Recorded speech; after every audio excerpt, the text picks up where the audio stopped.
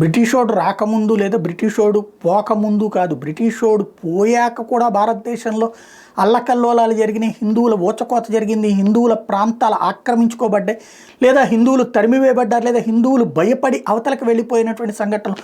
హైదరాబాద్ పాత బస్తీ ఒకప్పుడు జైనులు, సిక్కులు బోల్డ్ అంతమంది ఉండేవాళ్ళు. ఇప్పుడు హైదరాబాద్ పాత బస్తీలో హిందువుల సంఖ్య ఎంత ఉంది? ప్రత్యక్ష సాక్ష్యం. కాశ్మీర్ 90లలో జరిగినటువంటి అరాచకం కారణంగా ఊచకోతకు గురైనటువంటి వేలాది మంది హిందువుల ప్రాణాలకి అండగా నిలబడలేకపోవడం వల్ల దేశం నలుమూలలకు పోయేది. స్వతంత్రం వచ్చిన తర్వాత జరిగినటువంటి హైందవ జాతి అంతానికి జరిగినటువంటి కుట్రలో అదొక పార్ట్. అట్లాగే ఇప్పుడు బంగ్లాదేశ్లో జరుగుతున్న చూస్తున్నాం, సంబాల్ ఉదంతం చూస్తున్నాం. సంబాల్ ఉదంతంలో తవ్వే కొద్దీ వెలుగు చూస్తున్న అనేకమైనటువంటి అంశాలు.